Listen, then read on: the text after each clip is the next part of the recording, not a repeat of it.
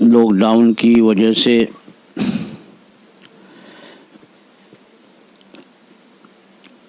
جو دینی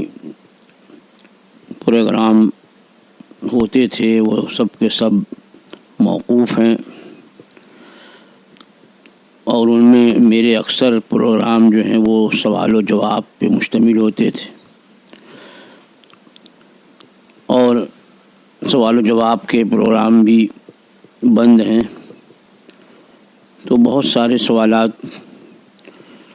لوگ فون پر کرتے ہیں یا میسیج بھیجتے ہیں۔ اس سے پہلے بھی سوال و جواب کی نشست ہوئی اور اس میں کافی سوالات کے جوابات اس فقیر نے دیے، اور سوالات چونکہ کافی جمع ہو گئے ہیں، اس لیے آج صرف آپ حضرات کے سوالات کے جوابات کے لیے یہ نشست منعقد ہے۔ آپ حضرات اپنے اپنے سوالات بھی بغور سماعت فرمائیں اور ان کے جوابات بھی پوری توجہ سے سماعت کریں۔ جن لوگوں کے سوالات ہیں وہ بھی، اور جن لوگوں کے سوالات نہیں ہیں وہ بھی سوال بھی غور سے سنیں اور جواب بھی خوب غور سے سنیں۔ اب اگر میرے جواب میں کسی طرح کی کوئی ایسی بات رہ جاتی ہے جو آپ کے سمجھ میں نہیں آئی یا مزید تشریح طلب ہے، تو آپ حضرات اس کے بارے میں بھی سوال کر سکتے ہیں، آن لائن بھی سوال کر سکتے ہیں، میسیج بھیجیں۔ انشاءاللہ العزیز آئندہ جلد ہی رمضان المبارک سے پہلے ہی اس طرح کی مجلس کا انعقاد ہوگا، اور کوشش کی جائے گی کہ اس مجلس میں آپ کے سوالات کے جوابات دے دیے جائیں۔ تو اب آپ حضرات سوال سماعت فرمائیے اور اس کے بعد جواب بھی توجہ سے سماعت کریں۔ پہلا سوال یہ ہے کہ کوئی شخص اگر حضور قائد ملت سے مرید ہے تو کیا وہ حضور تاج الشریعہ علیہ الرحمہ کو بھی اپنا پیر و مرشد کہہ سکتا ہے؟ سوال آپ نے سن لیا۔ یہ بیت و ارادت سے متعلق سوال ہے کہ جانشین حضور تاج الشریعہ قاضی القضات فی الہند حضرت قائد ملت حضرت علامہ محمد اسجد رضا خان دامت برکاتہم القدسیہ کا اگر کوئی مرید ہے تو وہ اپنے آپ کو تاج الشریعہ کا مرید کہہ سکتا ہے۔ تو اس معنی میں تو وہ تاج الشریعہ کا بھی مرید ہے، غوث پاک کا بھی مرید ہے کہ سلسلہ وہی ہے، اور حضور قائد ملت حضور تاج الشریعہ کے جانشین اور ان کے خلیفہ ہیں۔ لیکن عرف عام میں جب یہ کہا جاتا ہے کہ میں فلاں سے مرید ہوں یا فلاں کا مرید ہوں، تو اس کا معنی یہی لیا جاتا ہے کہ یہ شخص جس کا نام لے رہا ہے اس سے بیعت ہے۔ اب اگر کوئی حضور تاج الشریعہ کا نام لے کہ میں حضور تاج الشریعہ کا مرید ہوں، تو عرف عام میں فوراً ذہن میں یہی بات آئے گی کہ یہ حضور تاج الشریعہ سے بیعت ہے۔ تو اس میں ہو سکتا ہے کہ جب لوگوں کو حقیقت معلوم ہو تو یہ مورد الزام ٹھہرائیں کہ اس نے جھوٹ کہا، حالانکہ اس کی تعبیر ہو سکتی ہے، لیکن پھر بھی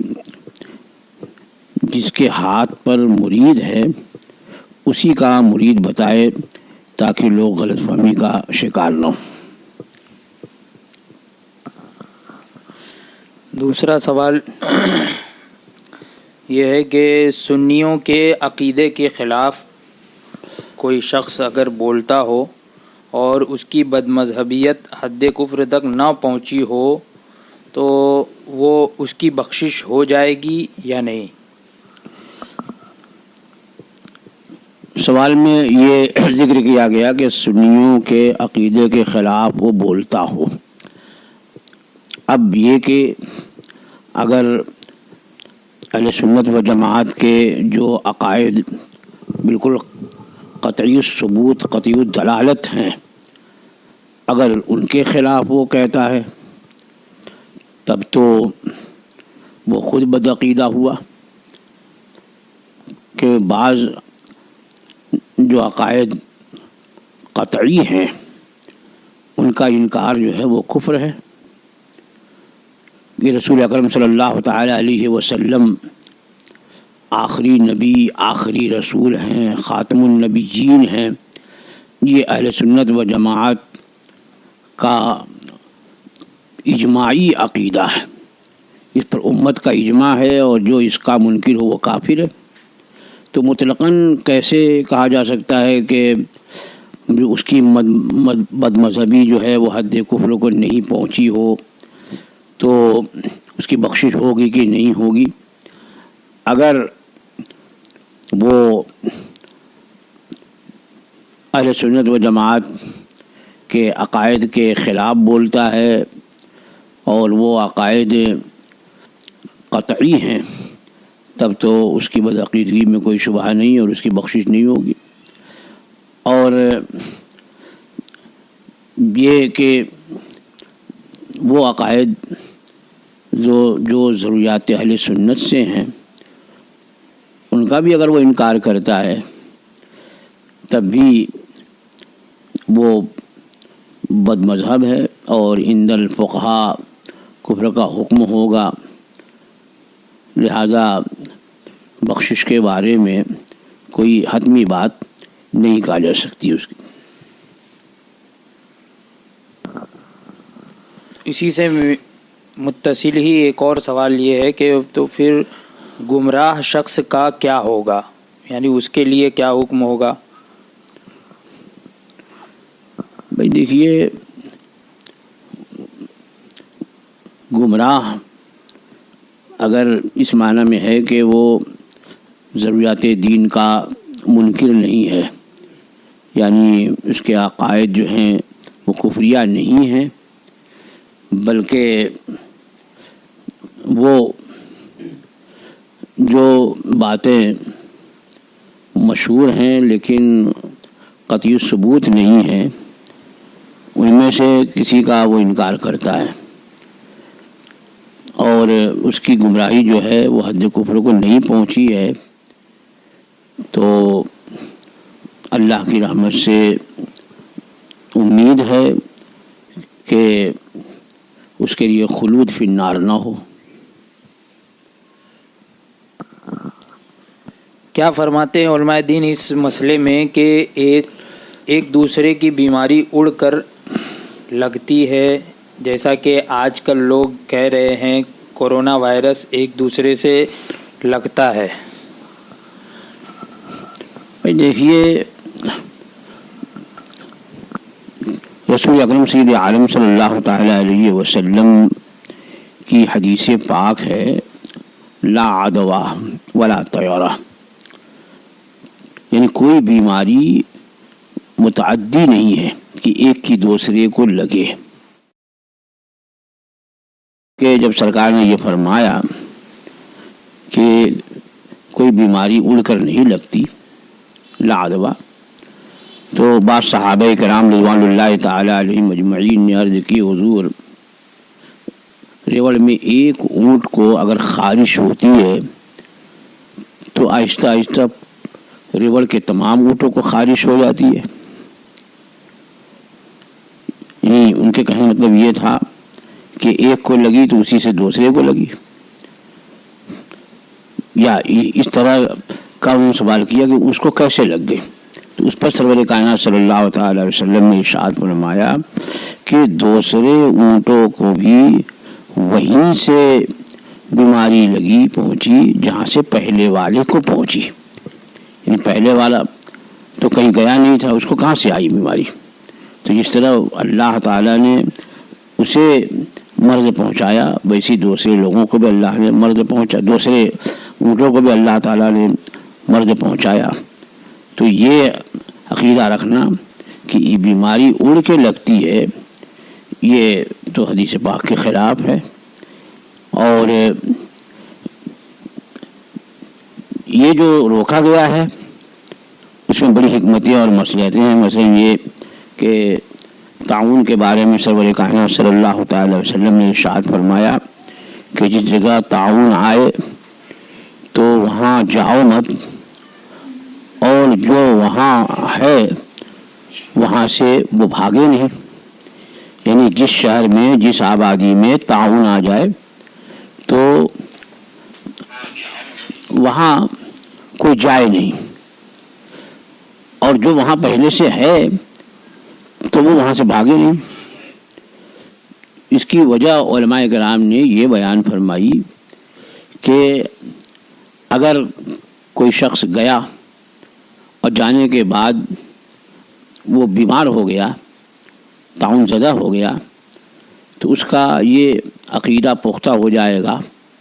یا اس کے دل میں یہ خیال جم جائے گا کہ اگر میں نہیں آیا ہوتا تو مجھے تعاون نہیں لگتا۔ اور ایسے ہی جو وہاں سے بھاگا اس آبادی سے جہاں تعاون آیا ہے، اور بھاگنے کے بعد دوسرے علاقے میں پہنچا اور وہاں پہنچ کر کے وہ بیماری سے محفوظ رہا، تو پھر اس کے دل میں یہ بات بالکل بیٹھ جائے گی کہ اگر میں بھاگ کر کے نہ آیا ہوتا تو میں بھی تعاون زدہ ہو جاتا، تعاون میں مبتلا ہو جاتا۔ تو اس طرح کا عقیدہ بن جائے گا۔ اس لیے انہیں روکا گیا کہ نہ وہاں سے کوئی دوسری جگہ جائے بھاگ کر، اور نہ وہاں کوئی جائے کہ اس سے ایمان کمزور ہو سکتا ہے، نہ یہ کہ وہاں سے جانے پر بیماری لگ جائے گی اس لیے روکا گیا ہے، یا وہاں سے دوسری جگہ گیا تو یہ بیماری لے کے گیا وہاں والوں کو بھی بیمار کر دے گا۔ یہ معنی علماء نے نہیں بیان فرمایا۔ اور اس سلسلے میں اعلیٰ حضرت امام اہل سنت مجدد دین و ملت سیدنا امام احمد رضا فاضل بریلوی قدس سرہ العزیز نے مکمل ایک رسالہ تحریر فرمایا، اور دلائل و براہین سے آپ نے اس عقیدے کو ثابت فرمایا کہ ایک کی بیماری دوسرے کو نہیں لگتی۔ کیا فرماتے ہیں علماء دین اس مسئلے میں کہ زید کا مخرج صحیح ہے مگر اسے آگے کے اصول نہیں آتے ہیں، تو کیا اس کی نماز درست ہو جائے گی؟ دیکھیے، قرآن مجید عربی زبان میں ہے، اور عربی کے جتنے حروف ہیں ان کے مخارج ہیں، ان کے صفات ہیں، انہی کی رعایت قرأت میں ضروری ہوتی ہے۔ اب اگر کوئی مخرج سے حروف کو ادا کرتا ہے اور تمام حروف اس کے صحیح ادا ہوتے ہیں، وہ صحیح پڑھ لیتا ہے، اگرچہ اسے یہ اصول، یہ قاعدہ نہیں معلوم کہ فلاں حرف کا مخرج یہ ہے اور فلاں حرف کا مخرج یہ ہے، اور فلاں کی صفات یہ ہیں اور فلاں کی یہ صفت ہے، یہ اسے نہیں پتہ ہے کہ ان میں کون حروف حلقی ہے اور کون کہاں سے ادا ہوتا ہے، یہ تو تفصیل نہیں معلوم، لیکن وہ ادا برابر کرتا ہے۔ وہ ادائیگی اس طور پر ہوتی ہے کہ جب ابتداءً استاد جو ہے وہ مخارج کی رعایت کے ساتھ بچوں کو پڑھاتا ہے تو بچے اسی طرح پڑھنے لگتے ہیں جیسے استاد سے سنتے ہیں، حالانکہ انہیں جو قرأت کے قواعد اور اصول ہیں تجوید کے، وہ تجوید کے قاعدے اور اصول نہیں بتائے گئے، لیکن استاد نے صحیح پڑھا اور طالب علم نے اگر ابتداءً غلطی کی تو استاد نے تنبیہ کی اور وہ صحیح پڑھنے لگا تو اب یہ کہا جائے گا کہ وہ اس کا قرآن پڑھنا صحیح ہے، ما یجوز بہ الصلاۃ ہے، اور اس طرح وہ پڑھتا ہے تو نماز میں جو قرآن کا پڑھنا فرض ہے وہ اس فرض کی ادائیگی ہو جائے گی۔ یہ ایک صاحب نے سوال کیا ہے کہ بال بہت زیادہ جھڑ رہے ہیں تو کوئی علاج اور وظیفہ تعلیم فرمائیں۔ دیکھیے، بال جھڑنے میں اس کو جھڑ رہا ہو تو روکنے کے لیے اب وہ یہ کیا کہتے ہیں کہ تل کا تیل لے کر اور اس میں کچھ جڑی بوٹیاں جیسے بالچھڑ وغیرہ جو ہوتے ہیں وہ ڈال کر کے اور پورے اس کے اجزاء مجھے اس وقت زبانی یاد نہیں ہے، انشاءاللہ پھر میں دیکھوں گا تو بتا دوں گا، تو وہ جو اس میں جڑی بوٹی ہوتی ہے وہ تل کے تیل میں ڈال کر کے اور اس تیل کو پکایا نہیں جائے، بلکہ بہتر یہ کہ شیشے کی بوتل ہو، اور شیشے کی بوتل اگر گرین کلر کی ہو، ہرے کلر کی، تو زیادہ بہتر ہے، اور اس گرین کلر کی بوتل میں وہ تیل اور وہ جو جڑی بوٹیاں ہیں ڈال کر کے اور اس کو دھوپ میں رکھ دیں۔ اس دھوپ کی تیزی کی وجہ سے جڑی بوٹیوں کا عرق جو ہے وہ تیل میں آ جائے گا، اس کو پکائے نہیں، کیونکہ پکا دینے سے عموماً جو ہے وہ بال جو ہیں وہ جلد سفید ہو جاتے ہیں۔ تو اس تیل کا وہ استعمال کرے، اور ہو سکے تو چہل قاف شریف، یعنی ایک دعا ہے جس میں 40 کاف ہیں، کفا کا رب کا کم یکفی کا واقع فتن کی کاف وہا، اس طرح سے 40 کاف ہیں اس میں، تو وہ یاد کر لے، اور جب کنگھا کرنا ہو تو 7 مرتبہ پڑھ کر کنگھے پہ دم کر کے اور پھر وہ کنگھا کیا کرے۔ اور خواتین کو خصوصاً بار بار جو ہے وہ کنگھا کرنا چاہیے کہ کنگھا کرنے سے بال کی جڑیں جو ہیں وہ مضبوط ہوتی ہیں، اور اس سے سر کا جو دوران خون ہوتا ہے بال کی جڑوں کا، وہ دوران خون اگر رک جاتا ہو تو کنگھا کرنے سے دوران خون جو ہے وہ جاری رہتا ہے، برابر رہتا ہے، تو بال کی جڑیں جو ہیں وہ کمزور نہیں ہوتی۔ اور سر گرم پانی سے نہ دھویا کریں، اس لیے کہ جب گرم پانی سے سر دھوئیں گے تو بال کی جڑیں جو ہیں ان میں کشادگی آتی ہے، اس کی وجہ سے بھی بال گرتے ہیں۔ یہ ایک صاحب کا سوال ہے کہ حضرت اگر کوئی گھر میں تراویح کی جماعت ہو تو وہاں پڑھنا کیسا ہے؟ دیکھیے، مسجد کی جو جماعت ہے، اگر مسجد میں جماعت ہو جاتی ہے تو سنت کفایہ ادا ہوگی، یعنی تراویح کی جماعت جو ہے وہ سنت کفایہ ہے۔ چند لوگوں نے محلے کی مسجد میں تراویح با جماعت ادا کر لی تو بقیہ سارے لوگوں سے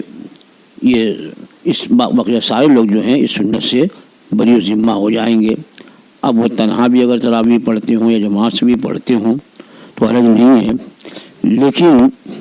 یہ کہ عشاء کی نماز کی جماعت جو ہے مسجد میں آنا وہ قریب واجب ہے۔ تو اگر اس تراویح کے لیے جو گھر میں پڑھ رہے ہیں اس کی وجہ سے اگر عشاء کی جماعت چھوڑی تو اس کا گناہ ہوگا۔ تو یہ کر سکتے ہیں کہ عشاء کی نماز با جماعت جو ہے محلے کی مسجد میں ادا کریں، اور پھر گھر آ کر کے وہ تراویح پڑھ لیں اور بقیہ سنتیں پڑھیں اور وتر پڑھیں۔ یہ تو ایک عام مسئلہ بتایا، اور ان سال چونکہ کرونا وائرس وائرس کی وجہ سے لاک ڈاؤن ہے تو گھر سے نکلنا ہی منع ہے، اور مسجد میں جو لوگ رہتے ہیں انہیں صرف وہاں رہ کر کے جماعت کی اجازت ہے، تو ان لوگوں نے جماعت کر لی تو اس سے تراویح کی جماعت جو سنت کفایہ ہے وہ سنت کفایہ بھی ادا ہو جائے گی۔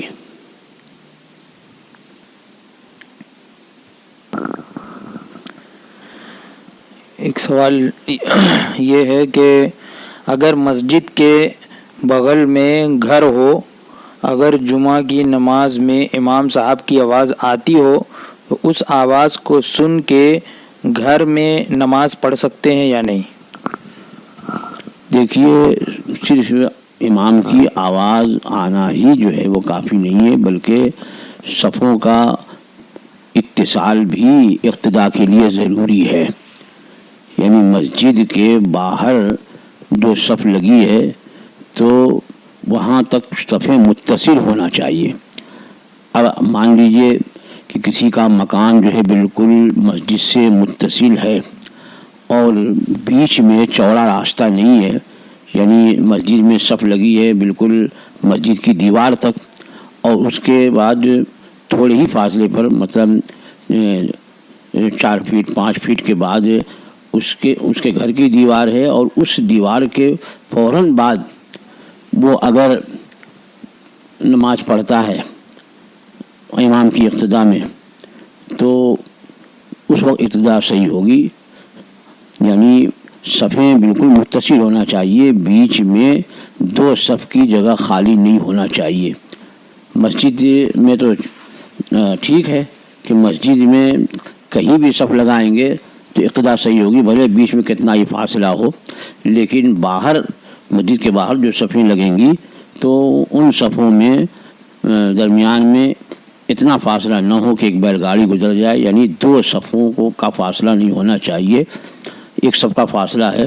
تو اقتداء صحیح ہو جائے گی۔ تو مکان اگر ایسا ہے واقعی مسجد سے بالکل متصل ہے اور اتنی دوری نہیں ہے کہ 2 صفوں کے برابر جگہ چھوڑنی پڑتی ہو، اور اس مسجد کے بالکل آخری حصے تک صفیں لگی ہیں، تو اب اس نے جو اقتداء کی اور وہاں امام کا حال بھی اس پر پوشیدہ نہیں، امام کی آواز آ رہی ہے، تو وہاں پر اقتداء صحیح ہو سکتی ہے۔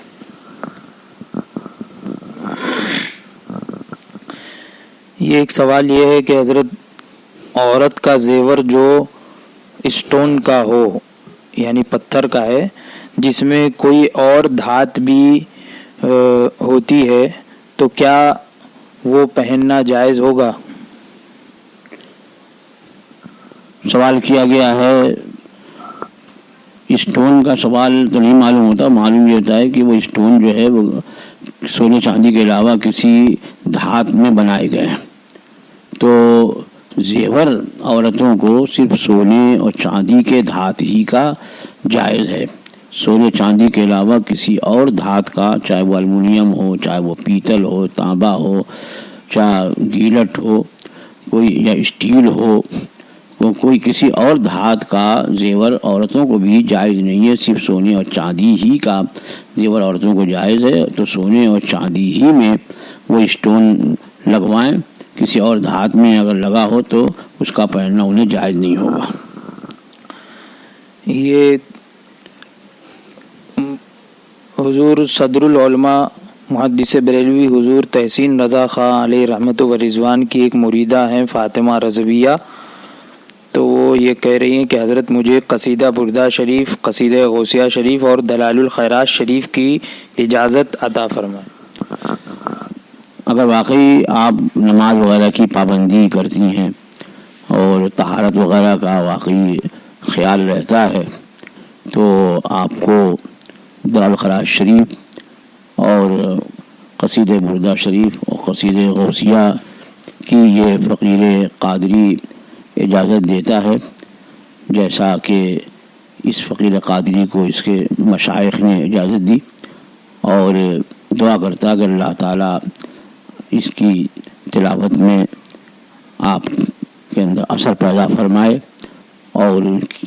دراو خراج شریف ہو، قصیدہ وصیہ شریف ہو، قصیدہ بردہ شریف کی جو برکات ہیں، اللہ تعالیٰ ان برکات سے آپ کو نوازے۔ کسی شخص کو بار بار پیشاب کے قطرے نکل جاتے ہوں تو نماز کا حکم کیا ہوگا؟ نماز میں کتنی رکعتیں؟ اچھا، ابھی یہ دوسرا سوال ہے۔ اگر بار بار قطرے اگر کسی کو پیشاب کے نکل جاتے ہیں تو نماز کا کیا حکم ہوگا؟ دیکھیے، یہاں پر ایک ضروری بات ذہن میں ہونی چاہیے، وہ ہے معذور کی، کہ معذور آدمی کب ہوتا ہے اور معذور کا حکم کیا ہے، اس کو آپ اچھی طرح ذہن نشین کریں، کیونکہ اور جگہ بھی یہ کام آئے گا مسئلہ۔ تو معذور وہ ہے کہ جسے قطرے کی یا ہوا خارج ہونے کی یا بدن میں کہیں ناسور وغیرہ ہے وہاں سے رطوبت خارج ہونے کی شکایت ہے، تو اب وضو کرنے کے بعد اتنا وقت بھی نہیں ملتا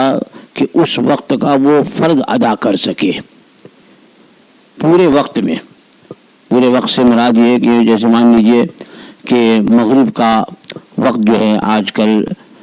تقریباً 7 بجے شروع ہوتا ہے، 7 میں 1-2 منٹ پہلے،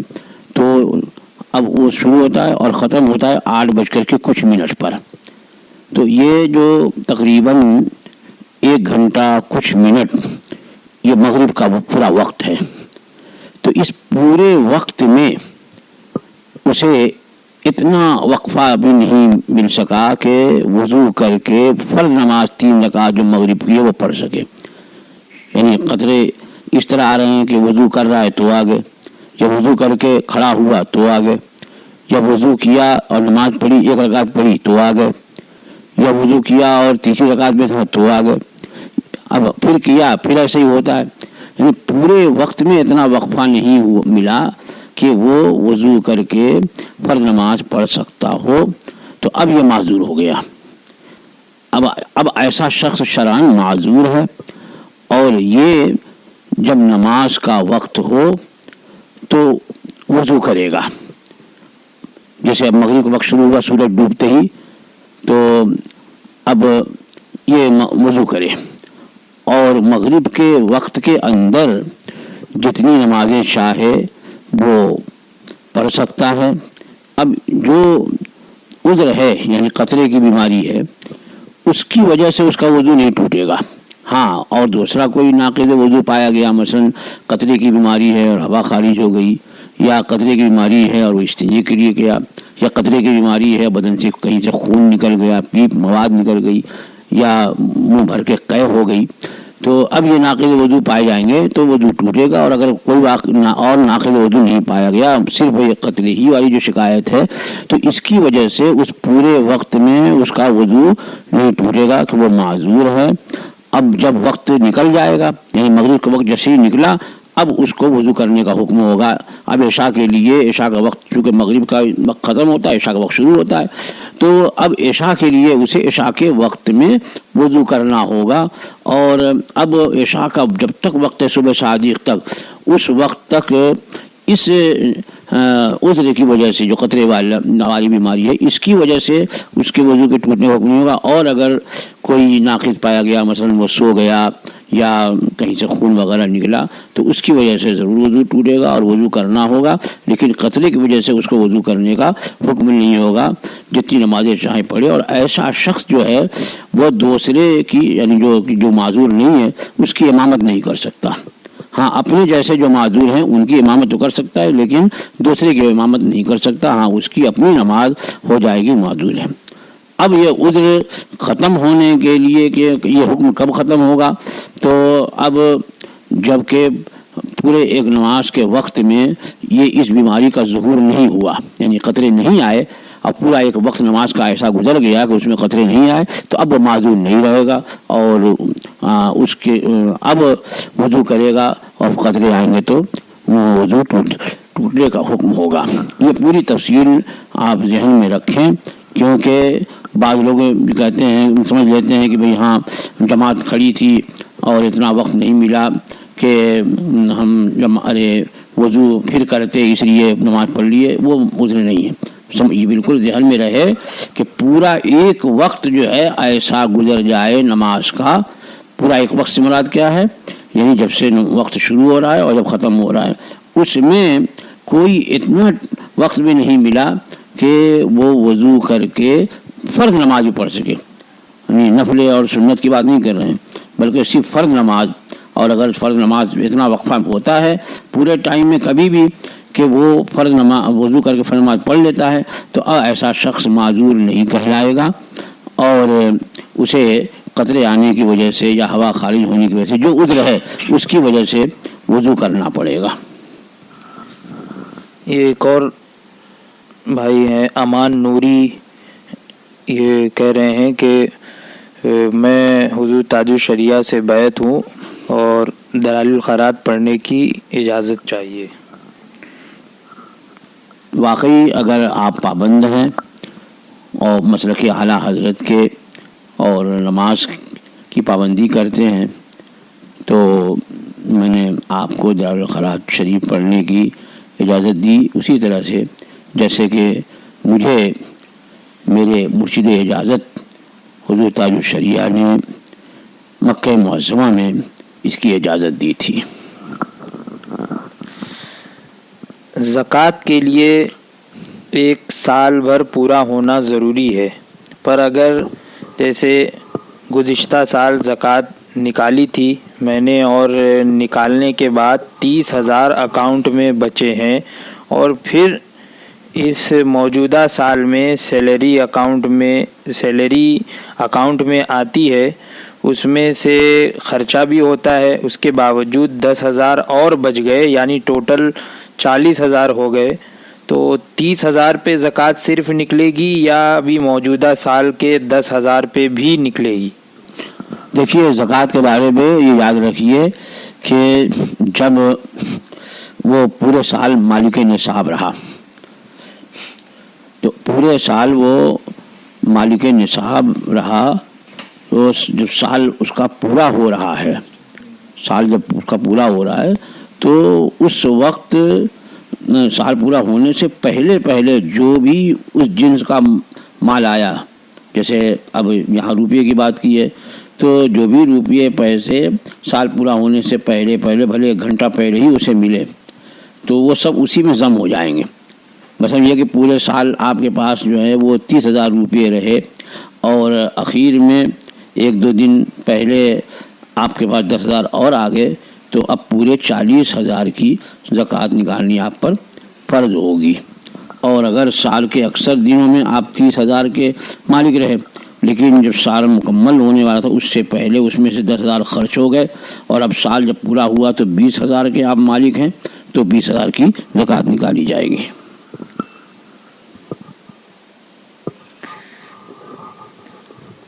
یہ ایک سوال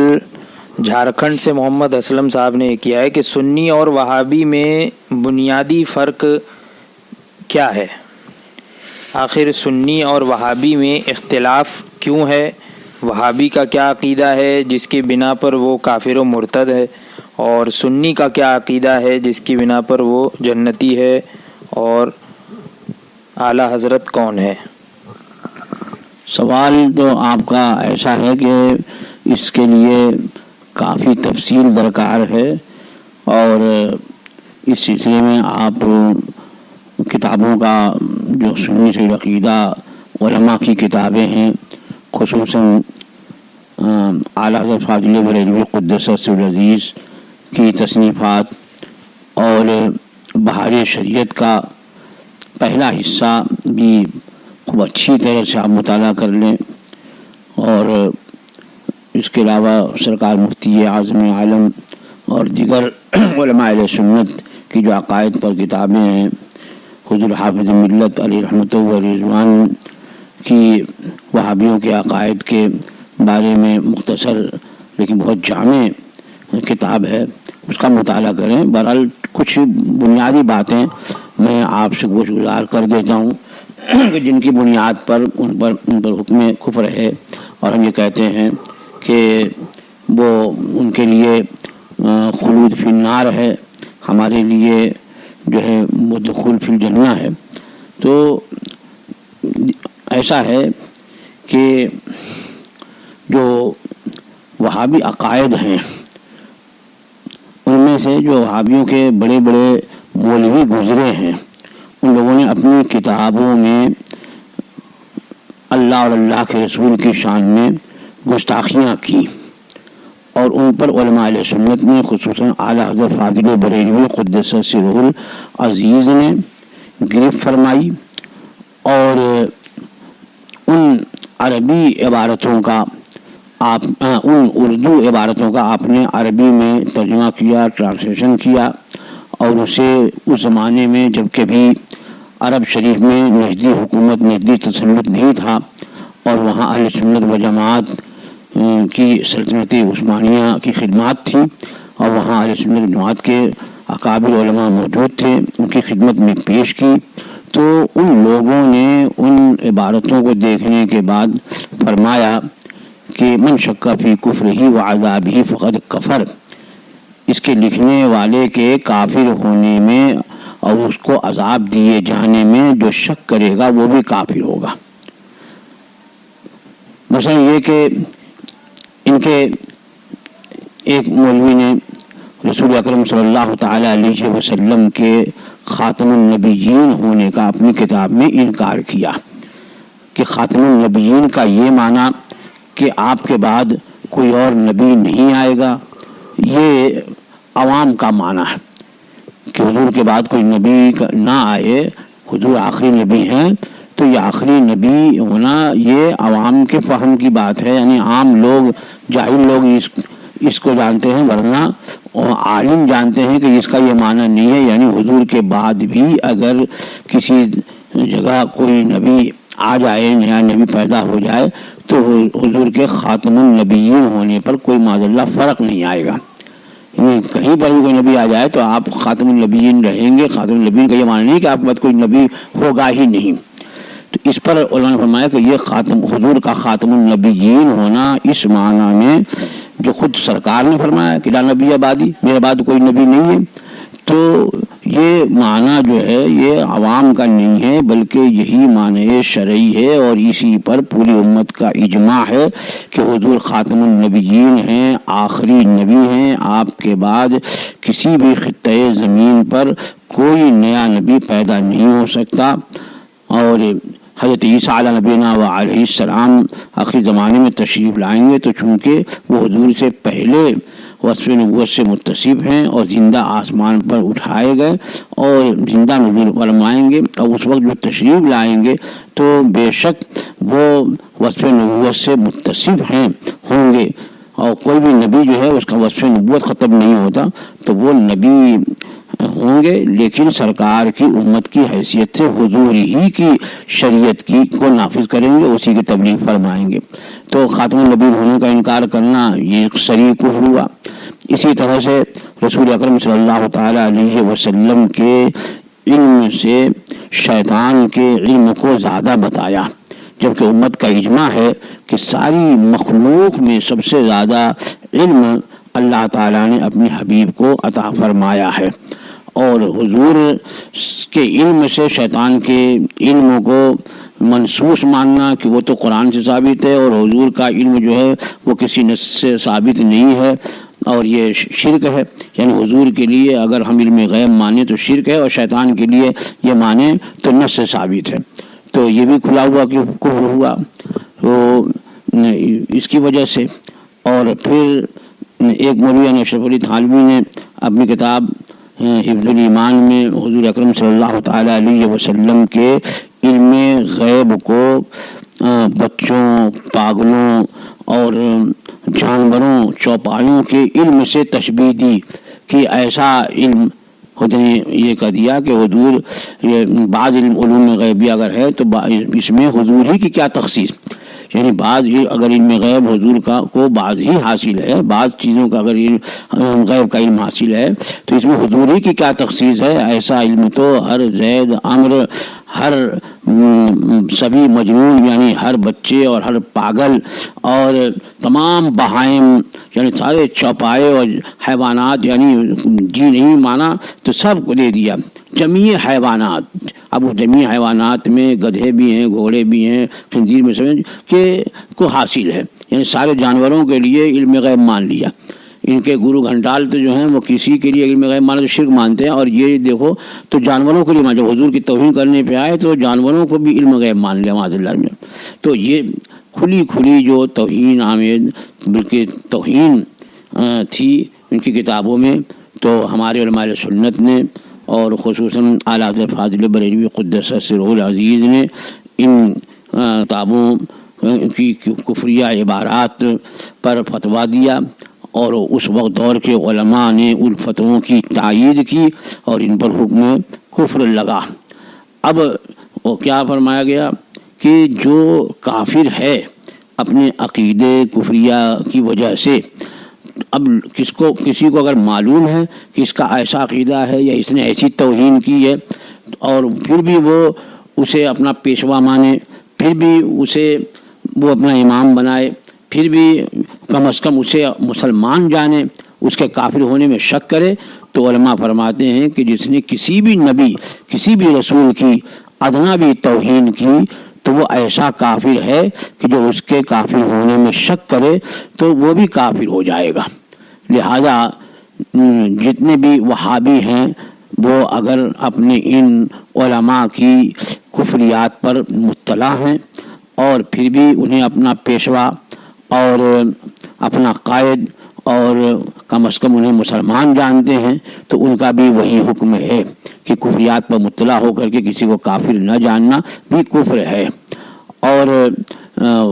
بہت سے ان کے بعد بھی ایسے وہابیہ ہیں کہ جن کے عقائد ہی کفریہ ہیں۔ آج بھی بہت سے مل جائیں گے، ان سے آپ بات کر لو، سرور کائنات صلی اللہ تعالیٰ علیہ وسلم کے بارے میں اگر کہا جائے کہ بھائی دیکھو تمہارے فلاں مولوی نے لکھا ہے کہ معاذ اللہ ثم معاذ اللہ رب العالمین وہ مر کر مٹی میں مل گئے، تو کہیں گے پھر کیا غلط کہا، ایسا برجستہ کہہ دیتے ہیں، کیا غلط کہا ہے بھائی، معاذ اللہ مر کے مٹی میں، تو معاذ اللہ ثم معاذ اللہ رب العالمین، اللہ تعالیٰ ہم کبھی ہماری زبان سے ایسا جملہ نہ نکلوائے۔ بلکہ خود میں نے دیکھا وہاں مدینہ طیبہ میں سرور کائنات صلی اللہ تعالیٰ علیہ وسلم کے روضہ انور کے سامنے جو دروازہ ہے باب البقیع، بہت سے سنی حضرات جو ہیں باب البقیع، اب یہ جلدی کھڑے ہونے نہیں دیتے ہیں جاری شریف کے سامنے، تو باب البقیع سے نکل کر کے اور اسی طرح رخ کر کے ہاتھ باندھ کر کے کھڑے ہو کر صلاۃ السلام پیش کرتے رہتے ہیں، تو وہ آ کر کے یہ صورتیں جو لگے رہتے ہیں وہ ہٹاتے رہتے ہیں۔ تو اس نے کہا معافی یعنی اس میں کچھ نہیں ہے، حجر یعنی یہاں جو ہے وہ صرف پتھر ہے، اس کے علاوہ یہاں پر کچھ نہیں ہے، جس کی طرف تم ہاتھ اٹھا کر کے دعا کر رہے ہو یا ہاتھ باندھ کر کے سلام پیش کر رہے ہو، تو معافی اس میں کچھ نہیں ہے، صرف حجر ہے معاذ اللہ۔ تو بہت سے کے تو خود ان کے عقیدے جو ہے وہ کفریہ ہیں، خود بھی کفریہ عقیدہ رکھتے ہیں تو اس کی بنیاد پر وہ کافر ہیں، اور اگر خود عقیدے کفریہ نہیں رکھتے لیکن جنہوں نے سرکار کی یا کسی بھی نبی کی یا اللہ کی شان میں توہین کی اور اسے اپنا پیشوا مانتے ہیں یا کم از کم مسلمان مانتے ہیں، اس کی بنیاد پر ان پر حکم کفر ہوا۔ اور اعلیٰ حضرت فاضل بریلوی قدس سرہ العزیز نے ان لوگوں کی عبارتوں کو جو کفریہ تھی وہ ان کی کتابوں سے نکال کر کے اس دور کے علماء کے سامنے پیش کی، اور جو اس وقت زندہ تھے اعلیٰ کے زمانے میں تو ان سے اعلیٰ حضرت نے مراسلت کی، باقاعدہ خط بھیجا، اشرف علی تھانوی ہے، اس کے بعد خط بھیجا کہ تمہاری فلاں کتاب کے فلاں صفحے پر یہ عبارت ہے جو کفری ہے، اسے نکال کر کے توبہ کرو۔ ایک مرتبہ بھیجا، 2 مرتبہ، 3 بار بھیجا، تیسری مرتبہ میں یہ فرمایا بھی کہ اب اگر آپ نے توبہ نامہ شائع نہیں کیا تو فقیر کا کفر حکم کفر لگانے پہ مجبور ہوگا، اور اس کو تو توبہ کی توفیق ہوئی نہیں، کیونکہ جو اللہ کے رسول صلی اللہ علیہ وسلم کی توہین کرے اسے توبہ کی توفیق نہیں ہوتی۔ تو جس نے سرکار کے علم غیب کو جانوروں، پاگلوں اور بچوں کے علم سے تشبیہ دی اسے توبہ کی توفیق نہیں ہوئی۔ اور اعلیٰ حضرت نے جب 3 خط بھیجا اور اس نے مراجعت نہیں کی، رجوع نہیں کیا اپنے قول سے، عبارت کو نہیں نکالا، توبہ نامہ شائع نہیں کیا، تو اس وقت اعلیٰ حضرت فاضل بریلوی قدس سرہ العزیز نے اس پر حکم کفر دیا، اور پھر ان سب کی عبارتوں کو اعلیٰ حضرت نے اس کا عربی ٹرانسلیشن کر کے علماء حرمین طیبین سے اور بہت سارے اس وقت کے علماء ان سے اپنے فتوے پر تائیدی دستخط لیے، تب یہ حکم جاری ہوا ان پہ۔ یعنی یہ نہیں کہ صرف کسی ایک دو مولوی کی بات ہے، بلکہ اس دور میں جتنے علماء علیہ سنت تھے ان لوگوں نے اعلیٰ حضرت کے فتوے کی تائید کی کہ یہ ان کی عبارتیں کفریہ ہیں، اور جو لکھنے کے بعد بغیر توبہ کیے مر گئے وہ کافر و مرتد ہیں۔ جو ان کے کفر میں شک کرے گا ان عبارتوں کو جاننے کے بعد بھی تو وہ بھی انہی کے حکم میں ہے اور اس پر بھی حکم کفر ہوگا۔ اب مزید اگر تحقیقات چاہیے تو علماء علیہ سنت کی کتابیں دیکھیے، اور ان کی عبارتیں صفحہ سطر کے ساتھ ان علماء علیہ سنت کی کتابوں میں پیش کی گئی ہیں۔ اگر یہ برغلاتے ہیں کہ یہ عبارتیں نہیں لکھی ہیں، جو اپنی طرف سے پیش کرتے ہیں، تو انہی سے کہیے کہ یہ کتابوں کے نام ہیں، تم وہ کتابیں لے کر کے آؤ، آپ کو وہ کتابیں مل جائیں گی، چاہے وہ حفظ الایمان ہو کہ براہین قاطعہ ہو کہ تحذیر الناس ہو، ان سب میں وہ عبارتیں موجود ہیں جن پر علماء علیہ سنت نے کفر و ارتداد کا فتویٰ دیا ہے۔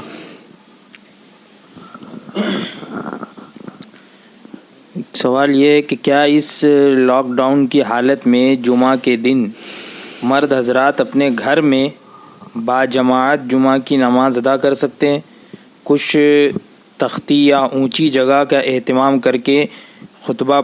پڑھا جائے اور باجماعت جمعے کی نماز پڑھی جائے، یا تنہا ظہر پڑھی جائے؟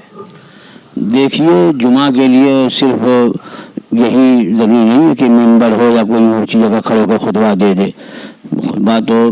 اگر سطح زمین لوگوں کے برابر بھی کوئی کھڑا ہو کر کے خطبہ دے دے تو خطبہ ہو جائے گا۔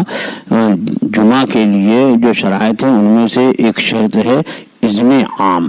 اذن عام مطلب یہ ہوتا ہے کہ جو لوگ جمعہ پڑھنے کے لائق ہیں ان میں سے کسی کو بھی وہاں آنے سے روکا نہ جائے۔ اگر کسی کو روکا گیا تو پھر یہ اذن عام کے خلاف ہے۔ اور دوسری شرط ہے کہ جو جمعہ قائم کرے، جمعہ کی امامت کرے، وہ معذون ہو۔ اب پہلے تو ایسا تھا جب اسلامی حکومت تھی کہ سلطان اسلام جمعہ قائم کرتا یا اس کا معذون یعنی جسے وہ اجازت دیتا۔ اب یہاں سلطان اسلام نہیں ہے، تو جس شہر میں جمعہ پڑھا جا رہا ہے وہاں کا جو بڑا عالم فقہ اور مرجع فتویٰ ہے، جو عالم علماء بلد جس کو کہتے ہیں، عالمی علماء بلد، شہر کے علماء میں جو سب سے بڑا عالم ہے، وہاں مرجع فتویٰ ہے، تو وہ جسے مقرر کرے وہ جمعہ پڑھائے۔ ظاہر سی بات ہے کہ اس وقت جو گھروں میں لوگ ہیں، اب وہ چند لوگ جمع ہو گئے، اس گھر میں چند لوگ ہیں، کہیں لاؤ اب ظہر بجائے جمعہ پڑھ لیں، تو وہاں شرطیں نہیں پائی جاتی ہیں۔ خاص طور سے دو یہ شرطیں جو ہیں اذن عام اور امام کا معذون ہونا۔ اور جب امام معذون نہیں ہوگا اور اذن عام نہیں پایا جائے گا، یا ہو سکتا ہے اذن عام ہو لیکن امام معذون نہ ہو، بہرحال ایک بھی شرط اگر نہیں پائی گئی، جو جمعہ کی شرطیں ہیں ان میں سے ایک بھی نہیں پائی گئی تو جمعہ صحیح نہیں ہوگا۔ لہٰذا تنہا ظہر پڑھیں، اس لیے کہ شہر میں جمعے کے دن ظہر کی جماعت جو ہے وہ ممنوع ہے۔ اسی میں دوسرا سوال یہ ہے کہ گھر کے مرد حضرات اگر جماعت قائم کر کے نماز پڑھیں تو ان کے پیچھے انہی کے گھر کی ماں بہنیں اس جماعت میں پیچھے صف میں شامل ہو سکتی ہیں یا نہیں؟ اگر وہ عورتیں جو ہیں وہ ان کی محارم ہیں، محارم نسبیہ، یعنی جیسے ماں ہے، بہن ہے، پھوپھی ہے، خالہ ہے، بیٹی ہے، پوتی ہے، نواسی ہے، اس طرح کے ہوں جو مرد حضرات ہیں ان کی وہ محارم ہیں یا ان کی ان میں بیویاں ہیں ان کی، تب تو ان کا ہونا جو ہے وہ جائز ہے۔ لیکن اگر کوئی اس میں نامحرم ہے، اجنبیہ ہے، تو پھر کراہت کا حکم دیا گیا ہے۔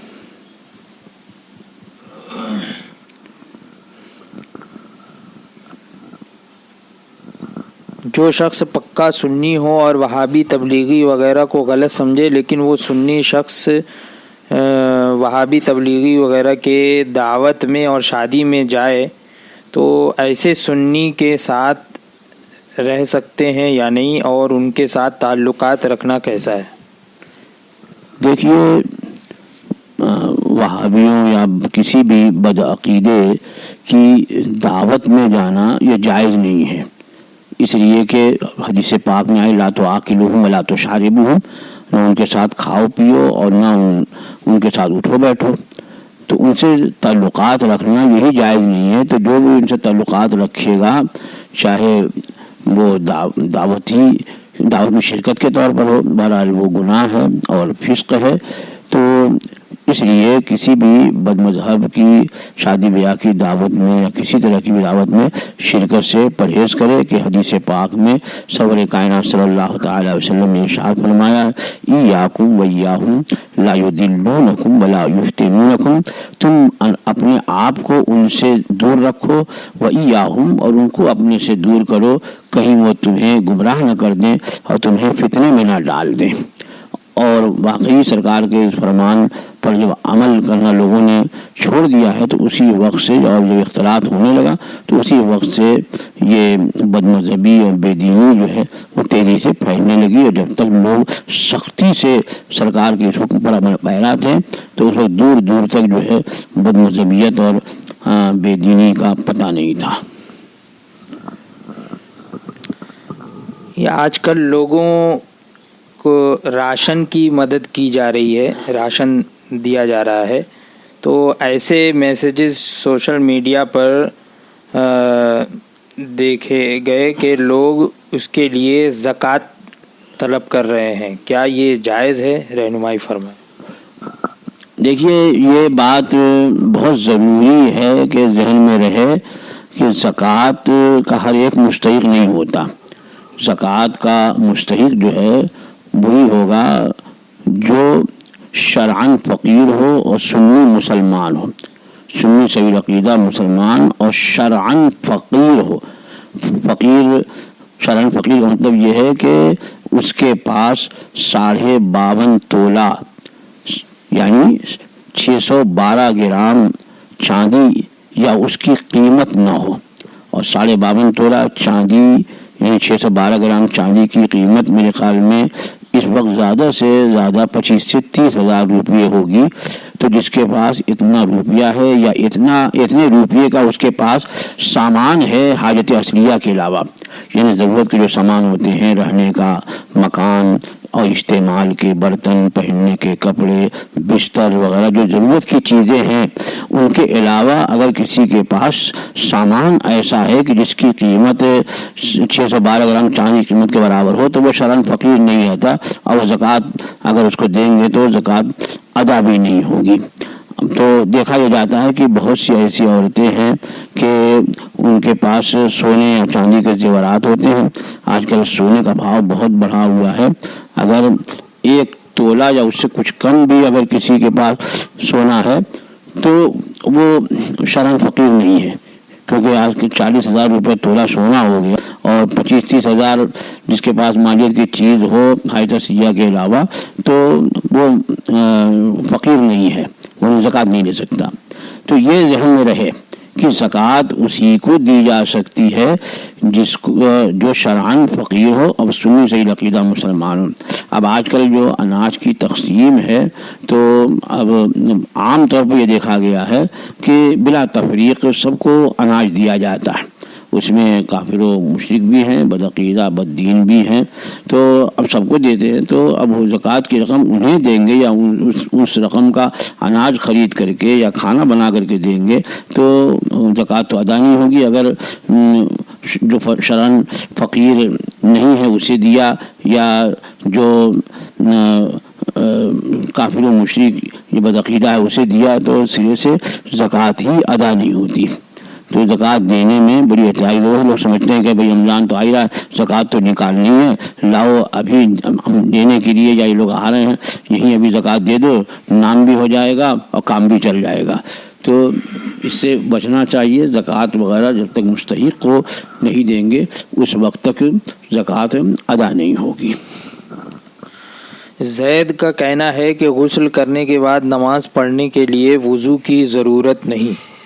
جبکہ بکر کہتا ہے کہ وضو کرنا ہوگا، چاہے غسل کے پہلے کرو یا بعد میں، نماز پڑھنے کے لیے وضو ضروری ہے، تو اس مسئلے میں رہنمائی فرمائیں۔ زید کا کہنا صحیح ہے، اگر غسل کر لیا، واقعی غسل کا مطلب یہ ہوتا ہے کہ جو اس میں فرض ہیں 3، یعنی اچھی طرح کلی کر لینا، ناک میں پانی چڑھا لینا اور پورے بدن پہ پانی بہانا۔ جب پورے بدن پر پانی بہہ گیا تو اعضائے وضو پر بھی پانی بہہ گیا تو اس کا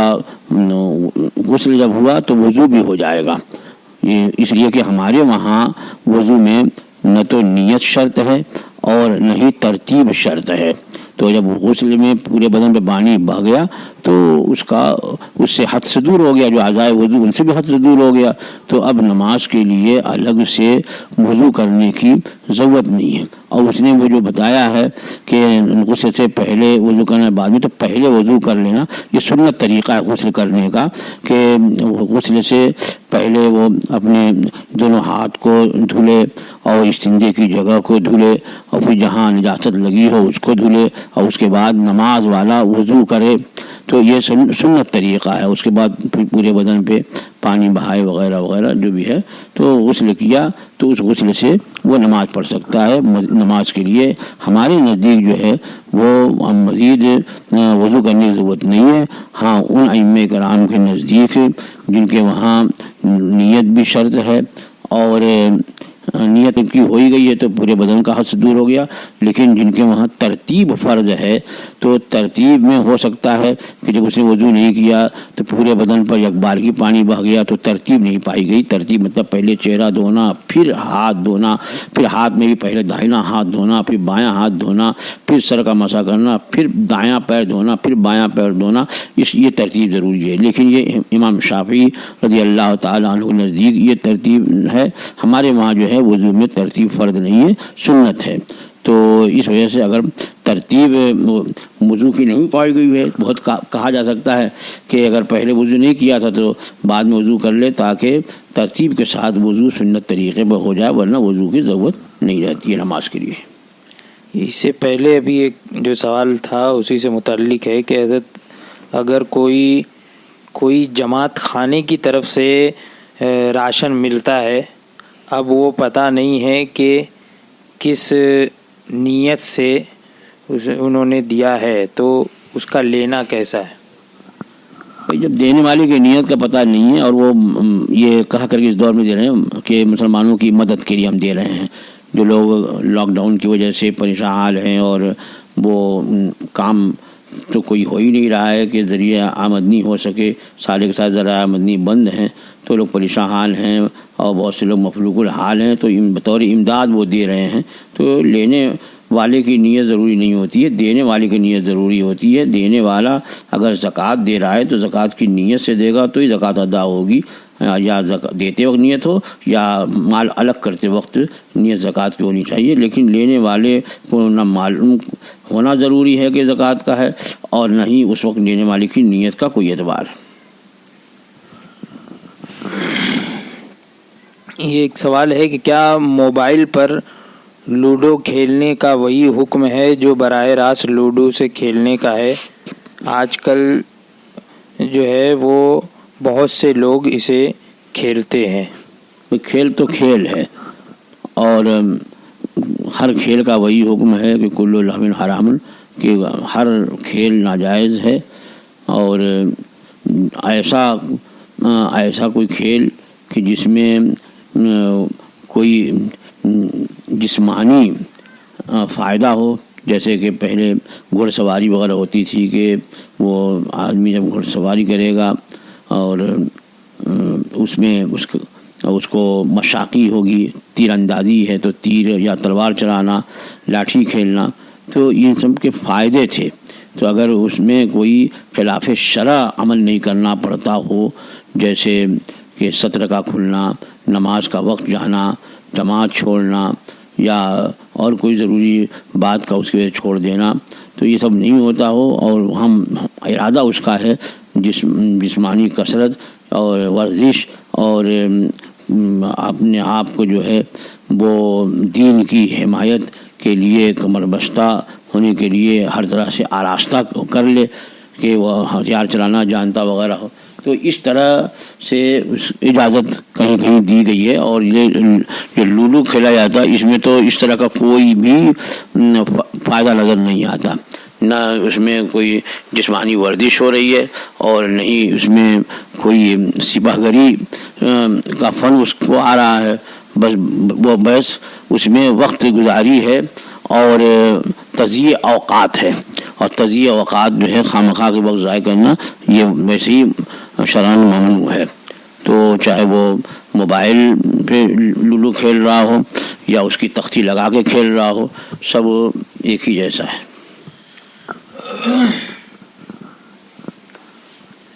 یہ ایک سوال ہے کہ حضرت جو لوگ فیس بک پہ ویڈیو وغیرہ اپلوڈ کرتے ہیں سی اے اور NRC کے رد میں، یا کوئی گورنمنٹ کا میسج ہو یا اس کا رد ہو، تو اس ویڈیو کو شیئر کرنا کیسا ہے؟ بھائی دیکھیے، فوٹو کا بنانا بھی ناجائز ہے، جاندار کے فوٹو کا تصویر کھینچنا یہ بھی ناجائز ہے. اور یہ جو آپ کے پاس آ گیا تو اس کو دوسرے تک اس فوٹو کا بھیجنا، اس کا بھی تقریباً وہی حکم ہوگا، کیونکہ فرمایا گیا کہ جاندار کی تصویر کا بنوانا اور تعظیماً اس کا رکھنا یہ سب ناجائز و حرام ہے. تو اس سے ظاہر یہی ہوتا ہے کہ اپلوڈ کرنا اور پھر اس کو وائرل کرنا، دوسرے تک بھیجنا، اور جس میں معلوم ہے کہ جاندار کی تصویر ہے تو وہی حکم ہوگا. دوسرا سوال اسی سے یہ ہے کہ تمباکو یعنی کھینی صورتی وغیرہ کھانے سے پہلے بسم اللہ شریف پڑھنا کیسا ہے؟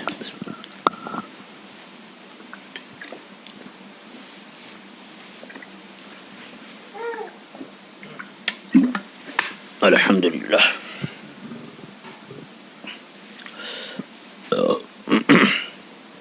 جی ہاں، تو سوال یہ تھا کہ تمباکو وغیرہ سے پہلے بسم اللہ شریف پڑھنا. جس کا کھانا حلال ہے، جائز ہے،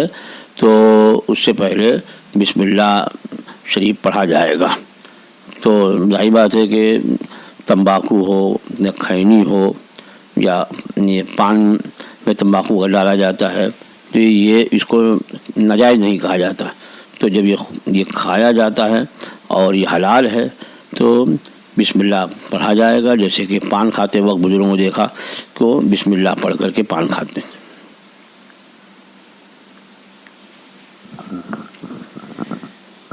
یہ ایک سوال ہے کہ ایصال ثواب کیسے کیا جاتا ہے اور کیا عورتیں ایصال ثواب کر سکتی ہے؟ اگر کر سکتی ہیں تو بتائیے کہ کیسے کرے، اور درود خوانی کیسے کی جاتی ہے، اور قرآن شریف کیسے بخشا جاتا ہے؟ ضرور بتائیے کیونکہ مجھے معلوم نہیں ہے. دیکھیے، ایصال ثواب کا معنی یہ ہے کہ اپنے ثواب کو دوسرے تک بھیجنا. ایصال معنی بھیجنا، پہنچانا ہوتا ہے، اسی کو ایصال ثواب کہہ رہے ہیں. تو قرآن خوانی ہوتی ہے، یعنی سب لوگ مل کر کے قرآن شریف کی تلاوت کرتے ہیں، یا درود خوانی ہوتی ہے کہ کئی لوگ جمع ہو کر کے اور ایک مقرر متعین تعداد میں وہ درود شریف پڑھتے ہیں یا آیت کریمہ پڑھتے ہیں، جو بھی ہے. تو ہر نیکی کا جو ثواب ہے وہ دوسرے کو پہنچایا جا سکتا ہے. اب پوچھا گیا ہے کہ کیسے ایصال ثواب کیا جائے، تو اس میں یہ ہے کہ جو کچھ بھی پڑھا وغیرہ ہے تو اللہ کی بارگاہ میں یہ وہ عرض کریں کہ یا اللہ، ہم نے یا یہاں جتنے موجودین ہیں ان لوگوں نے جو کچھ بھی قرآن مجید کی تلاوت کی، درود و سلام پڑھا، ذکر کیا، وظائف پڑھے، اور جو بھی نیک عمل کیا، ان سب کا ثواب جو تیرے کرم کے لائق ہے، اور جو بھی ماحضر یعنی معقولات، طعام، مشروبات، پینے اور کھانے کی جو بھی چیزیں نیاز کے لیے تیار کی گئی ہیں مولا، ان سب کا بھی جو کچھ ثواب تیرے کرم کے لائق ہے، ہمارے عمل کے لائق نہیں، وہ سب ثواب تیرے پیارے حبیب صلی اللہ تعالیٰ علیہ وسلم کی بارگاہ بیکس پناہ میں نظر ہیں، اور ان کے صدقے طفیل تمام انبیاء کرام علیہم السلام، رسول اعظام علیہم السلام کی بارگاہوں میں نظر ہے، تمام خلفائے راشدین کی بارگاہوں میں پیش ہے، تمام صحابہ کرام، صحابیات اعظام، اہل بیت اطہار، ازواج مطہرات، بنات کرام رضوان اللہ تعالی علیہم اجمعین کی بارگاہوں میں ان سب کا ثواب پیش ہے، تمام تابعین، تبع تابعین، ائمہ مجتہدین، اولیاء کاملین، مشائخ سلاسل رضوان اللہ تعالی علیہم اجمعین کی بارگاہوں میں ان سب کا ثواب پیش ہے، خصوصاً سرکار سیدنا غوث اعظم شہنشاہ جیلاں رضی اللہ تعالی عنہ، سرکار غریب نواز اور دیگر تمام اولیاء کرام، حضرت مخدوم اشرف جہانگیر سمنانی، مشائخ ماریر مطہرہ، اعلیٰ حضرت فاضل بریلوی، سرکار مفتی اعظم عالم حضور صدر الشریعہ حافظ ملت تاج الشریعہ، اور تمام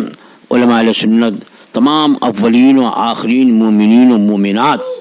سب کی ارواح پاک کو ان سب کا ثواب پہنچا۔ اب جو خاص کسی کے لیے سارے ثواب کرنا، اس کا نام ذکر کریں کہ فلاں کی روح کو پہنچے، فلاں کی روح کو پہنچے، میرے والد یا میرے والدین یا میرے دادا، ان کی ارواح کو ان سب کا ثواب پہنچا، یہ ایصال ثواب ہیں۔ تو اس طریقے سے اس کی بارگاہ میں، اللہ کی بارگاہ میں عرض کریں، اس کی رحمت سے امید ہے کہ اللہ تعالیٰ قبول فرمائے، اور ان تمام مرحومین کو بھی، اور تمام ان بزرگان دین اور تمام اولیاء کاملین سب کی ارواح پاک کو ان سب کا ثواب پہنچے، اللہ کی رحمت سے امید ہے۔ اہل سنت و جماعت میں کیا نچلی ذات ہوتی ہے؟ میں نے لوگوں کو دیکھا ہے کہ نکاح کے وقت سر نیم دیکھتے ہیں، سید ہے یا شیخ ہے یا خان یا انصاری ہے۔ اگر انصاری ہے تو وہ نچلے درجے کا ہے، سید اور شیخ خان وغیرہ کی بیٹی وہاں نہیں دی جائے گی، کیا یہ صحیح ہے؟ اس پر کیا حکم ہے؟ دیکھیے، ایسا ہے کہ مومن کے بارے میں ہے کہ انما المؤمنون اخوہ، کہ تمام مومن جو ہیں وہ بھائی بھائی ہیں۔ تو ایمان کے اعتبار سے تو سب بھائی بھائی ہیں، اور ان میں ان کو ان لوگوں کو فوقیت حاصل ہے جو اعمال میں بہتر ہوں، جو متقی و پرہیزگار ہوں، کہ اللہ جل وعلا خود فرماتا ہے ان اکرمکم عند اللہ اتقاکم، تم میں سب سے زیادہ اللہ کے نزدیک وہ کرامت والا، عزت والا ہے جو تم میں سب سے زیادہ متقی ہے۔ اللہ تعالیٰ لوگوں کی صورتوں کو نہیں دیکھتا، نسب کو نہیں دیکھتا، ان کے ایمان و عقیدے اور عمل کو ملاحظہ فرماتا ہے۔ اب رہ گئی بات سماج کی، اور اسی طریقے سے دنیاوی اعتبار سے عرف کی، کہ کچھ لوگوں میں سماجی اعتبار سے خاندان کو اونچا یا نیچا سمجھا جاتا ہے، حالانکہ کسی کو حقیر نہ جانے۔ ہاں، شریعت میں کفو کا لحاظ کیا ہے۔ کفو یعنی سماجی اعتبار سے، برادری کے اعتبار سے وہ لڑکی کے برابر ہو، یعنی کفو دیکھا جاتا ہے تو لڑکی کے اعتبار سے، کہ جو لڑکا ہوگا وہ لڑکی کے اعتبار سے کفو ہو، یعنی اس کے برابر ہو، خاندان کے اعتبار سے اور نسب کے اعتبار سے، حسب کے اعتبار سے اس کے برابر یا اس سے اونچا ہو۔ یعنی اگر انصاری لڑکی ہے تو اس کا نکاح جو ہے وہ خان و سید سے بھی ہو جائے، تو اس میں کوئی حرج نہیں ہے کہ لڑکے کی طرف سے کفو نہیں دیکھا جاتا، بلکہ لڑکی کی طرف سے دیکھا جاتا ہے، تو وہ لڑکی کے اعتبار سے نیچا نہ ہو، کہ اس کی وجہ سے کہا گیا کہ کفو میں اولیاء زن، یعنی عورت کے جو اولیاء ہیں، جو ولی ہیں، ان کے لیے اس لڑکے سے نکاح جو ہے ننگ و عار کا باعث نہ ہو کہ ان سے شادی کرنے کی وجہ سے ان کی جو ہے ان کے لیے شرمندگی سماج میں نہ ہو، اس کا لحاظ کیا گیا ہے شرعاً بھی۔ ورنہ اگر وہ مومن کامل ہے اور صاحب علم ہے تو علم کے بارے میں عالم فرماتے ہیں کہ علم جو ہے وہ ہر علم نسب سے فوقیت رکھتا ہے۔ اگر کوئی عالم دین ہے تو وہ کسی کا بھی کفو ہو جائے گا۔ یہ جوڑا باندھ کر عورتوں کو جوڑا باندھ کر نماز پڑھنے کا کیا حکم ہے؟ ہاں، بالوں کا جوڑا باندھ کر کے عورتوں کو نماز پڑھنے میں کوئی حرج نہیں ہے، کوئی کراہت نہیں ہے، بلکہ اسے بہتر کہا گیا کہ اس میں زیادہ ستر ہے، یعنی بال اڑیں گے نہیں اور ڈھکے رہیں گے۔ یہ جو جوڑا باندھ کر نماز پڑھنے کی جو کراہت ہے یہ مردوں کے لیے ہے کہ مرد بال اگر بڑے رکھے، یعنی وہ کاندھے تک رکھے، شانے تک رکھے ہوئے ہے اور اس کا وہ جوڑا باندھ لے نماز میں، تو نماز میں باندھے گا تب تو نماز ہی فاسد ہو جائے گی۔ ہاں، اگر پہلے سے جوڑا باندھے ہوئے اور نماز شروع کر دی تو نماز مکروہ ہوگی۔ کہ اعلیٰ فاضل بریلوی قدس سرہ العزیز نے فرمایا کہ انہیں کھلا رکھے تاکہ جب وہ سجدے میں جائے تو اس کی زلفیں بھی اللہ کے حضور سجدہ کریں۔ تو اس حکمت کے تحت مردوں کو جوڑا باندھنے کی اجازت جو ہے وہ نماز کی حالت میں نہیں ہے۔ اگر نماز کی حالت میں باندھے گا تو نماز فاسد ہو جائے گی، اور پہلے سے باندھے ہوئے تو نماز مکروہ ہوگی، لیکن عورتوں کے لیے کوئی کراہت نہیں ہے۔ 5 دن کے بچے کا انتقال ہو گیا ہے تو اب اس کا عقیقہ کیا جائے یا نہیں؟ عقیقہ جو ہے وہ زندوں کا ہوتا ہے، مردوں کا نہیں ہوتا ہے، اس لیے اس بچے کا عقیقہ نہیں ہوگا۔ یہ نمرہ قادریہ رضویہ یہ حضور تاج الشریعہ کی مریدہ بمبئی سے، یہ بھی دلائل الخیرات شریف، قصیدہ بردہ شریف اور قصیدہ غوثیہ شریف کی اجازت طلب کر۔ اگر واقعی نماز کی وہ پابندی کرتی ہیں آپ، اور اس سے زیادہ مقدم یہ ہے کہ آپ جب حضور تاج الشریعہ سے بیعت ہیں تو ان کا شجرہ بھی پڑھا کریں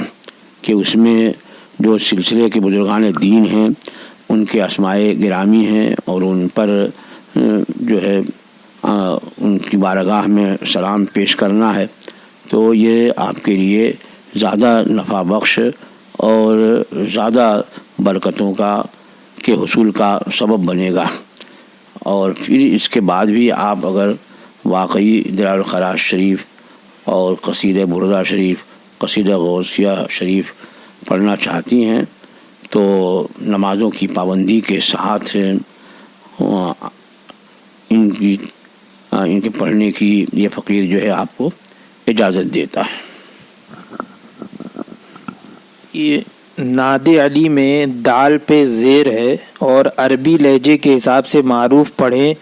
تو نادی علی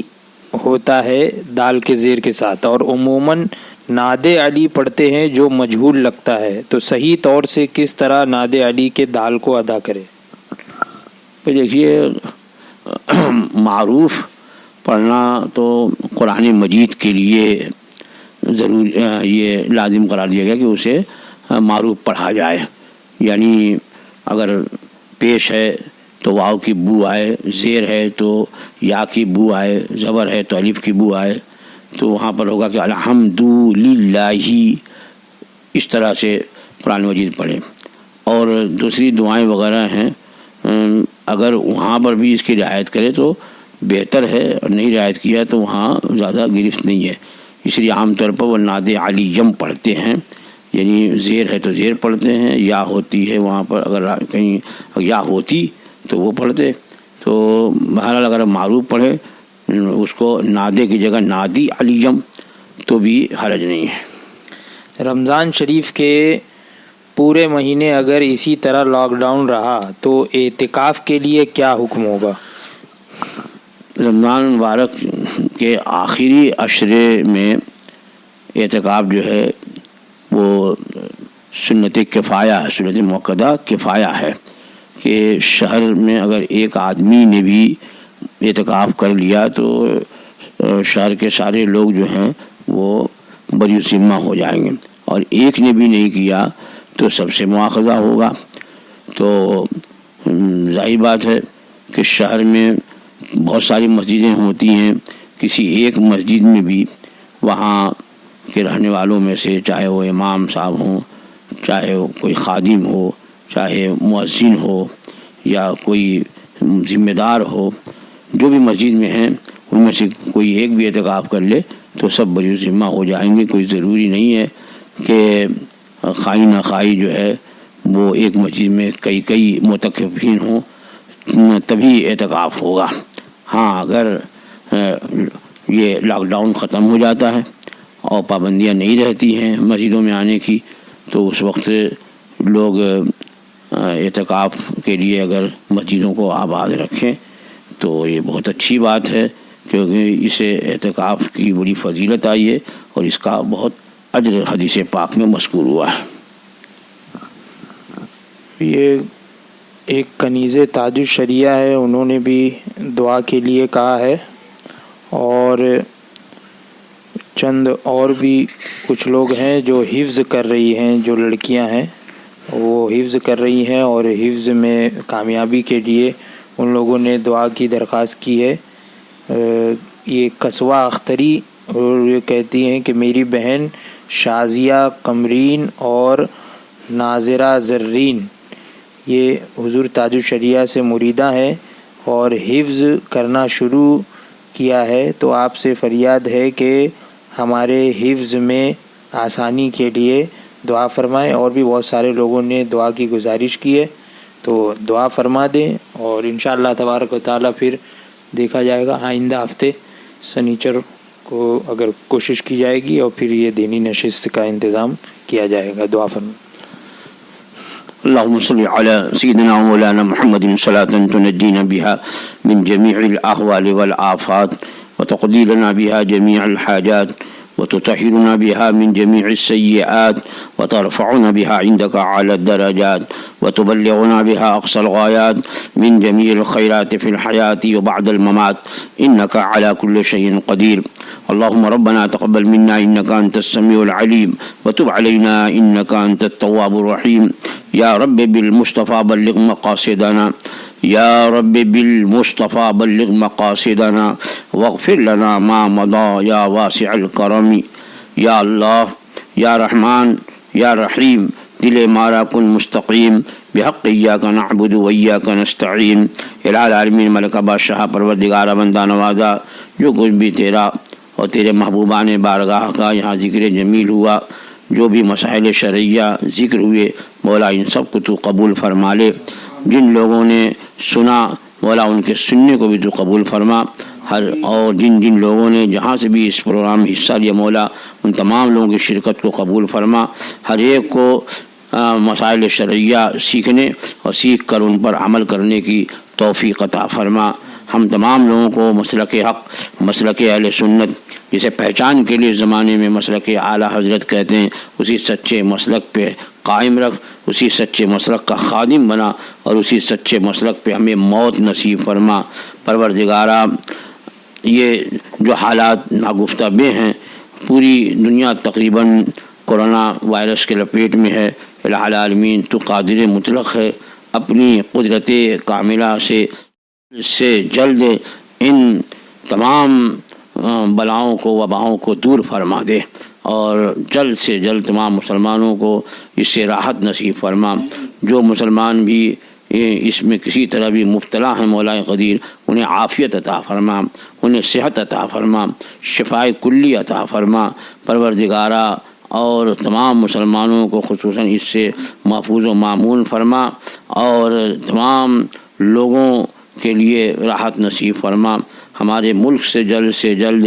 اس وبا کو دور فرما. الہ العالمین، جن لوگوں نے بھی اس گنہگار فقیر سے دعاؤں کی درخواست کی ہے، ہماری جن بچیوں نے، ہماری جن بہنوں نے، ہمارے جن بھائیوں اور بزرگوں نے دعاؤں کے لیے کہا ہے، جن مقاصد کے لیے دعاؤں کی درخواست کی ہے، مولا اپنے حبیب پاک صلی اللہ تعالیٰ علیہ وسلم صدقے طفیل سرکار غوث پاک اور سرکار غریب نواز کے صدقے طفیل ان تمام لوگوں کے جائز مقاصد میں کامیابی عطا فرما. اور خالہ جو ہے وہ دونوں پیر سے معذور ہیں اور بستر پر ہیں 5 مہینے سے. پروردگارہ جو خاتون پیروں سے معذور ہیں اور صاحب فراش ہیں، مولا قدیر انہیں بھی تو شفائے کامل عطا فرما، ان کی معذوری کو دور فرما، جنہوں نے قرآن مجید حفظ کرنے کا عہد کیا ہے، ارادہ کیا ہے، مولا ان کے ارادے کو پائے تکمیل تک پہنچا اور ہمیشہ انہیں قرآن مجید کی مکمل تلاوت کی توفیق عطا فرما۔ الہ العالمین اور بھی جن لوگوں نے جن مقاصد کے لیے بھی دعاؤں کی درخواست کی، ان کے جائز مقاصد میں کامیابی عطا فرما۔ جماعت رضائے مصطفیٰ جو مسلک اعلیٰ حضرت کی ترویج و اشاعت کی خدمات انجام دے رہی، مولا اس کی خدمات کو قبول فرما، اور جو لوگ بھی جماعت رضائے مصطفیٰ کے پرچم تلے مسلک اعلیٰ حضرت کی ترویج و اشاعت میں لگے ہوئے ہیں، مولا ان تمام لوگوں کو مزید قوت بازو عطا فرما، ہر آفت، ہر بلا، ہر مصیبت، ہر پریشانی، ہر مشکل سے انہیں محفوظ و معمون فرما۔ ہم تمام لوگوں کو مولا قدیر ہر طرح کی بیماریوں سے، ہر طرح کی مشکلات سے، ہر طرح کی تکالیف سے، ہر طرح کی بلا اور آفات سے محفوظ و معمون فرما دے۔ الہ العالمین جو لوگ بھی کسی طرح سے بھی اس مرض میں مبتلا ہو گئے ہوں، مولا جلد انہیں صحت و عافیت عطا فرما، اور جو لوگ خواہی نہ خواہی کسی طرح سے اس وبا کے نام پر تکالیف دیے جا رہے ہیں اور انہیں طرح طرح سے قید و بند کی صعوبتیں سہنی پڑ رہی، مولا جلد سے ان تمام لوگوں کو بہتر زندگی عطا فرما، راحت و سکون عطا فرما۔ جو لوگ قید و بند کی صعوبتیں سہ رہے انہیں جلد سے رہائی عطا فرما، بیماروں کو شفا عطا فرما، اور جن لوگوں نے بھی اس گلہگار فقیر سے دعاؤں کی درخواست کی ہے ان کو جائز مقاصد میں کامیابی عطا فرما۔ ہمارے ایک مرید عبدالعزیز جن کی والدہ کا بھی درست پہلے انتقال ہوا، مولا قدیر، اور ہمارے ایک اور ماننے والے احمد بھائی ان کا آج انتقال ہوا، اور ہمارے بھائی کے بڑے جگری دوست الیاس بھائی ان کا چند روز پہلے انتقال ہوا۔ جتنے بھی سنی صحیح عقیدہ مسلمان ایمان عقیدے کی سلامتی کے ساتھ دنیا سے رخصت ہوئے، مولا ان سب لوگوں کی مغفرت فرما، ان سب لوگوں کے درجات کو بلند فرما، اور ان سب لوگوں کے پسماندگان کو صبر جمیل اور اجر جزیل عطا فرما۔ اللہم ربنا تقبل منا انکا انت السمیع العلیم۔ مولا قدیر ہمارے گھر میں خیر و برکت کا اور سب لوگوں گھروں میں خیر و برکت کا نزول فرما، وسیم کے والد کی مغفرت فرما، اور تمام لوگوں کو بہتر زندگی عطا فرما۔ آنے والے مقدس مہینے رمضان المبارک کی برکتوں سے ہمیں نہال فرما، پروردگارہ اس مقدس مہینے میں ہمیں مسجدوں کے آباد رکھنے کے مواقع عطا فرما دے، اور اس طرح کی ان ساری وباؤں بلاؤں کو رمضان المبارک میں دور فرما دے۔ اللہم ربنا تقبل منا انکا انت السمیع العلیم وتب علینا انکا انت التواب الرحیم، وصلی اللہ علی خیر خلقہ ونور عرشہ سیدنا ومولانا محمد وآلہ واصحابہ وذریاتہ وآل بیتہ اجمعین برحمتک یا ارحم الراحمین۔